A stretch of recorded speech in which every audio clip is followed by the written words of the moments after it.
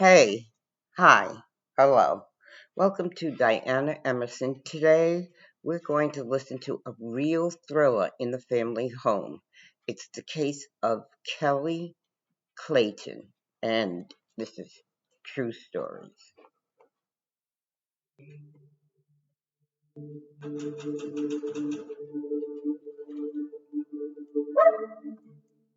Hi everyone, my name is Jack, and today we're going to take a look at another horrible case with you. Kelly Clayton had everything going for her. First of all, she was quite smart and bright since high school. She was a role model for other students, active in school, excelled in tests, and passed exams just as well. At the same time, outwardly, she never looked like a girl who spent days and nights sitting over textbooks, cramming lessons, and writing out something from additional literature. No. On the contrary, her looks were considered model-like, and if her grades had left much to be desired, she could have built a modeling career. She could have, but she didn't. After high school, she went to teacher training university to become a chemistry teacher, the insane pride of her parents, but only for the first few years of university. It is not known what turning point happened to her then, but one day, Kelly took her documents from the institution and, calling her parents, said that she no longer wanted to study, that she was too young to spend the rest of her life checking notebooks and raising ungrateful children. If she wants to, she will definitely return to her educational endeavors. In the meantime, she wants to travel and live life to her heart's content. Not the best idea, according to her parents, who were so upset that they didn't communicate with their daughter for 6 months. But perhaps if it wasn't for this desperate act, Kelly would never have met Tom Clayton. They met at a party of mutual friends, and the young man really liked the girl. Firstly, he, from the first minutes of acquaintance, began to court Kelly and show signs of attention. And secondly, Tom had a beautiful appearance and athletic physique. And all because the guy was a hockey star. For 4 consecutive seasons, he played for the semi-professional team Jackals, and in it, he was considered a strongman, a player who was able to break the opponent's ribs, only if he did not approach the gate. But only a sports career, and especially built on strength and aggression, will someday fail, and Tom had to put the stick in the far corner and enjoy hockey only from the stands or from the couch, watching his favorite team on the TV screen.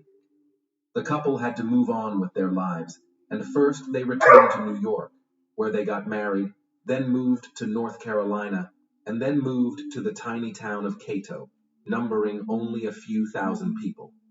There, Tom franchised a company to rebuild houses after fires or disasters, and worked in a related profession for a friend's company. As for Kelly, after dropping out of university, she worked as a waitress, only changing places, and now she had 2 children. However, Tom was earning well enough, and Kelly could quit her job at any time and take care of her beautiful daughters. But she still believed that extra money would never be superfluous. Besides, she could use it to buy toys for her children and spoil them in every possible way. On September 28, 2015, Tom, as usual, went to play poker with his friends the Millers. He never took his wife to such events. Playing for money implied certain skills and experience in the game.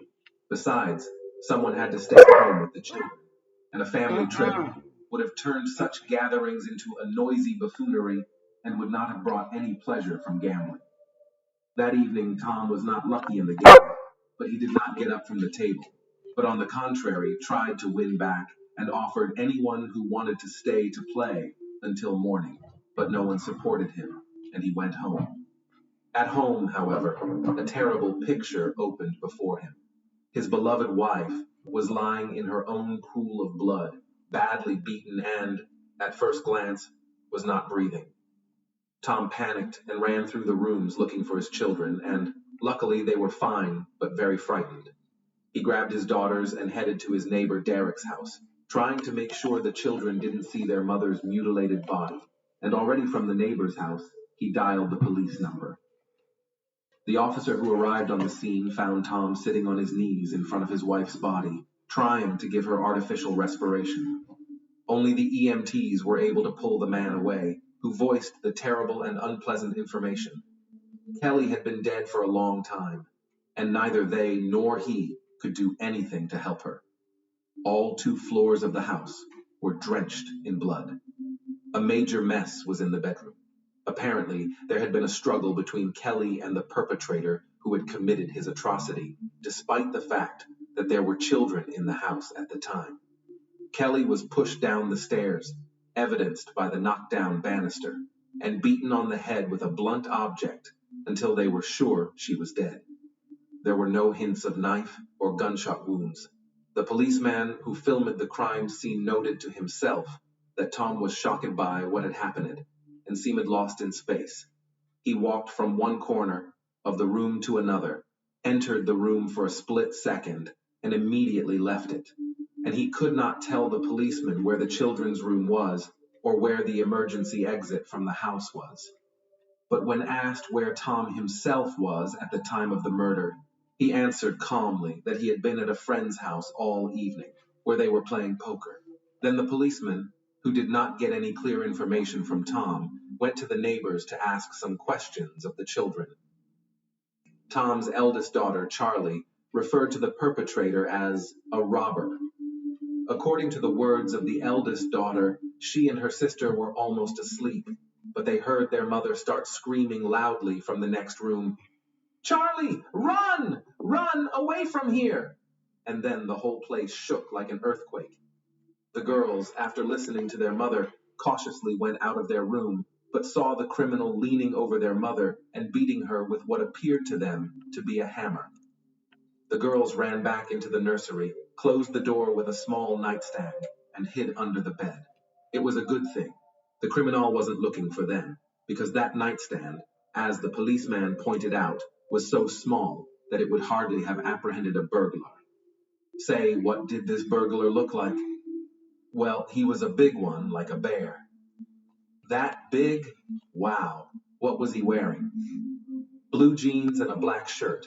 He was also wearing a mask, like the one Daddy wears when he goes hunting with Mr. Bourne to shoot ducks. So your daddy has a mask like that too. Will you show me? I'd have to ask him where it is. I don't know. What else did you notice when you saw the robber? He had eyes like Dad's, and I don't remember anything else. I saw him literally just a little bit, got scared, and we quickly ran back inside. Police officers checking the house were unable to confirm the girl's account that the perpetrator was a burglar. There were no signs of forced entry at either the front or back door, although on the other hand, the gate to the garage was open, and the perpetrator could have entered the house through the garage. Another thing that the police noted is that nothing was stolen from the house. Jewelry was left untouched, lying in a jewelry box, and the safe where Tom kept the cash was not even touched.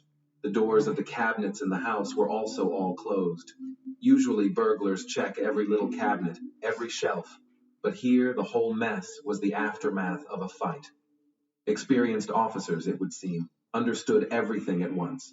Tom pretends to be a heartbroken husband, and it was he who killed his beloved wife and the mother of his children in order to further receive insurance payments. If Kelly's life was insured, and husbands' murderers developing a crime plan always insure the life of their wives, then in case of her death, he could get up to $1 million. All that's needed is to gather evidence and the case will be solved. Especially since even her own daughter said that the mask on the robber was like her father's and eyes like her father. However, the police did not find the hunting mask in the house. After finding out where Tom had spent his time that night, the police questioned the other poker players. Is Tom the killer? Do you really suspect him? Wondered one of his friends. That poor guy had his wife murdered, for crying out loud. And instead of looking for the bastard, you want to pin everything on him? How could you think of such a thing? No, Tom certainly couldn't have done it. I've known him a long time, replied another, less emotional friend. He worked 2 jobs around the clock because he loved both Kelly and his kids. There's just no way that could happen. Plus, he was with us all night. We played poker, and even when everyone was tired, he kept insisting on continuing to play. Tom really was suspicious that evening, said his acquaintance Laura. During a break in the game, he took me into the next room and asked me to give him my phone to call his wife. He supposedly forgot his phone in the car and didn't want to go get it. I was first surprised that the car was 10 meters away from the house. Go to it and get the phone, but still gave him a call. He stepped back to make the call outside. I didn't hear who or what he was talking to, but when I decided to check the outgoing calls, there were no numbers in the call history, so he just deleted the call. Wouldn't you agree that's odd? I told my husband about it, and he was as surprised as I was. My husband was sitting at the playing table next to Tom and noticed that Tom was not watching the process of dealing cards or watching the people around him, which is very important in poker, but was sitting with his head bowed over the surface of the table where the cards were hiding the screen of his phone. He had his phone on him. Why had he tricked me then? Where was he calling? Who couldn't he call from his phone? After Laura's testimony, the police once again questioned Charlie, Tom's daughter, and the girl repeated what she had told the policeman the first time. The robber looked a lot like her father. The next testimony was given by the niece of the murdered, already after Tom was behind bars. I didn't tell Aunt Kelly. I just didn't want to upset her. She was very fond of Tom. She literally loved him. And besides, she has 2 children by him. They are my sisters. Who needs my truth? Tom was not the man he appeared to be at first glance. Yes, he occasionally spoiled my aunt with attention and flowers he could easily babysit, which other fathers rarely do. But that was all at home. And at work, he was a completely different person. Aunt Kelly decided to help me one day and arranged for Tom to take me to work for him. She was too young to be on her own, so she understood me as well as anyone and wanted the best for me. I worked for Tom all last summer, doing correspondence registration and document management. I didn't know him well before that, so at first we had a strictly working relationship. Then he got drunk somewhere and came to the office in that state. There was no one there but me and him, and for some reason he started to tell me that his family was fictitious. He loves his daughters very much, but he doesn't care about his wife, and he hasn't had any feelings for her for a long time. He's even had a few affairs on the side during their marriage, and even considered leaving Aunt Kelly, but he didn't, simply because he was afraid that a divorce might leave him without a house and without money. Looking ahead, it is important to note that some of the interviewed female participants of that evening's poker game confirmed the words of Kelly's niece, that Tom was not such a faithful husband and had a sexual relationship with 2 women who were also playing poker that night. In addition to the information about Tom's promiscuous life, Kelly's 16-year-old niece also told about another employee of Tom's firm, Michael Beaver. Michael was doing repair work on houses after the fire, and he was doing a good job. But there was one moment in those houses where Bird worked, constantly missing things, and if the first few times Tom did not believe his customers, referring to the fact that during the fire, the owners could lose something. Then when the accusations of theft began to be repeated for the 3rd and 4th time, there was no doubt. Michael Bird not only restores the floor and walls, but also steals. Plus, in addition to stealing, there were complaints that Michael was allowing himself to come to work drunk. I was in the office when Michael's stealing came to light. Tom could yell at his employee and kick him out on the street. He was upset with his subordinate's behavior like that. He kept asking him, "How could you?" Or, "Haven't you thought about your family? Where are you going to work now?" After the incident, Tom fired Bird, but still called companies he knew and offered them to hire his former employee. Tom recommended Michael, and when all his options were exhausted, Tom took Bird in to help with the household, cutting the grass, watering the plants, doing minor repairs around the house. The detective called Michael Beard in for questioning. He said he only stole because he and his family needed the money. Tom was very good to me, defended me to the end, but I know it was my own fault. He has a very good wife. She fed me when I worked for them, even though she really shouldn't have. She also gave my children clothes that her daughters had grown out of. I am very grateful for all they have done for me. I feel so bad for Kelly. When I heard about her death, I couldn't believe my ears. I felt so bad. I even went to church and prayed for her to go to the best of all worlds. The police did not find anything strange in Michael's story and let him go, but the interrogation of his wife, Mrs. Bird, made the police doubt his words. According to his wife, Holly, Tom offered Michael some work, which he did not say, and for this work he promised to pay him $10,000. Now that was interesting. Michael was called back to the station and had a lie detector hooked up to him. All questions were failed. Bird was lying and therefore failed the test. Realizing he couldn't get away with it, he began to testify. Indeed, Tom promised Bird $10,000 if Michael, on the day when Tom will play poker, sneak into his house, kill his wife, and set a fire in his house. The plan was to strangle Kelly and then make it look like she just burned to death in an accidental fire. Plus, the family home was insured for a very large sum of money. As the police checked, it was true.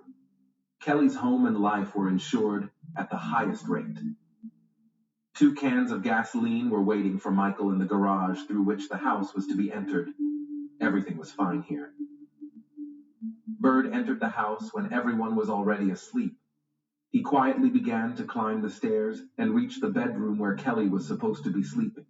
But the young woman was either awake or awakened by the sound of the open door. And when she saw a strange man in the doorway, she began to scream in fright. Michael was just as frightened and pounced on Kelly, trying to close his huge hands around her neck. But it wasn't that easy. Kelly began to fight back. I had no idea that a seemingly fragile Kelly had so much strength in her, says Michael. A heck of a fight ensued, which spilled over from the second-floor bedroom to the first-floor kitchen. Michael, because of the shock and panic, could not concentrate on the fight, but only waved his arms in all directions or just grabbed Kelly's clothes while Kelly, defending her life, aimed very accurately at Michael's face. And if the police had come to Bird earlier, they would have seen the marks from the beatings on him. But everything turned out as it did. After a long struggle, Michael hit Kelly's head against the wall with all his might. She fell, and for a while couldn't find the strength to get up. Michael took out a hammer and began hitting the young woman's head with it until she stopped showing signs of life. Michael, maddened by what had happened, just ran out of the house, even forgetting that Tom asked him not only to kill Kelly, but also to set the house on fire to cover up the crime. Michael had an accomplice, Mark Blanford, who, in fact, served only as a driver. The day before it happened, I got a call from Michael. I had worked with him on a construction site for a long time, and I had stayed with him for a couple weeks last year, so I knew him well. I knew Michael was into petty theft, so when he called me and asked me to drive while he broke into someone's house, I wasn't surprised. I wanted to turn him down, but he offered me $500. I thought long and hard at first, but he talked me into it. He said he just wanted to rob a businessman, and he needed help to get out of there before the cops got there. He said he'd help with the car. I gave in to his entreaties, but on the condition that I park somewhere far away from the house. He agreed. That evening I waited for him in that car in a dark alley, and he came back quickly enough, breathing heavily and telling me to move as fast as possible.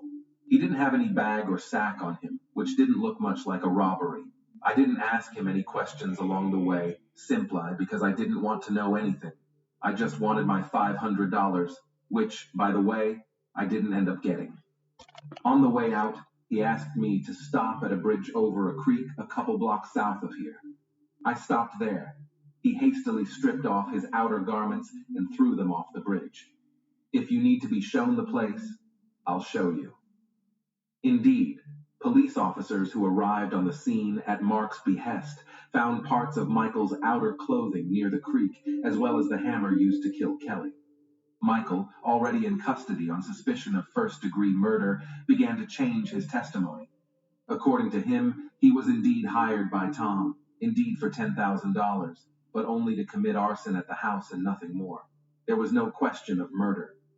When he went into the house, however, Kelly was already dead. And who killed her? The detective asked. I think it was Tom. He offered me money for murder and arson from the beginning, but I refused the first offer. I'm not willing to kill a man for any money. He said I had nothing to fear, but he never could talk me into it. You may not believe me, but I almost lost my mind when I saw Kelly's body. I knew right then and there that he was setting me up, so I ran out of the house. He's the killer, Michael insisted. Michael spent a very long time assuring the police of his innocence, and all because he did not know that Mark had shown the place where Bird had thrown out his things, and that his clothes, as well as the murder weapon, had already been submitted for examination, and the experts found both on his clothes and on the hammer, the blood of Kelly Clayton. And that was the most direct proof that it was him who killed Kelly, not someone else. In turn, Tom also did not admit that it was he who ordered the massacre of his wife from a former problem employee of his company. According to him, Michael knew that he had money, knew that he was not poor, and because Bird lost his job, as well as because of resentment associated with the dismissal, he decided to rob his house, but Kelly was at home that night, for which he paid with his life. It might have been difficult to prove Tom's guilt and his conspiracy with Michael if Laura, the woman who had been playing poker that night, had not told the police that Tom had called from her cell phone. The detective requested a transcript of her calls, and expectations were confirmed. Then, on the night of September 28, 29, Tom Clayton called Michael Beard. Michael was the first to go to trial. He continued to insist that he had been hired to set fire to the house in order to collect the insurance payout. He didn't kill Kelly, and as for the blood on his clothes, it was just because he was touching a dead and mutilated body. That's why he got dirty. He'd thrown his stuff away so no one would think he'd been at Clayton's house that night. His speech sounded convincing. The jury had been deliberating for 7 hours. In the end, they concluded that Michael Beard was guilty on all counts. He was facing life in prison. As for Tom, his lawyers were able to obtain records of conversations and correspondence between him and Michael, and none of the conversations clearly discussed their devious plan. The prosecution's requests for billing transcripts of his movements yielded no concrete results either. All the evidence was circumstantial. If it weren't for one nuance, the car in which Mark had given Michael a ride was registered to Tom's company, and Tom, coming to the office on his personal Toyota, left it in the parking lot, where for some reason moved to the company pickup truck, which later drove to Michael's house and left there, and took back the day after the tragedy. That is, in fact, he gave Michael the car on which he and Mark went to the crime. It was this fact that was testified to at the trial by the jury. The trial lasted 6 days, and the jury concluded that Tom had hired Michael to commit this horrible crime after all. Michael, in turn, filed an appeal. In his defense, he used the words of little Charlie, who said that the eyes in the slit of the mask belonged to her father. However, the court rejected the appeal because the description of the clothes matched the one found under the bridge. As a result, Tom Clayton and Michael Beard received life sentences. As for Mark, he was charged with manslaughter, for which he received 4 years in prison. Tom and Kelly's children were given custody to Kelly's sister, Kim. After some time, Charlie has moved on from the tragedy. She occasionally remembers her mom, but absolutely won't talk about her father, who she will never see again. Thanks for watching, guys. Jack was with you. Subscribe to the channel. There are a lot of shocking stories ahead of you.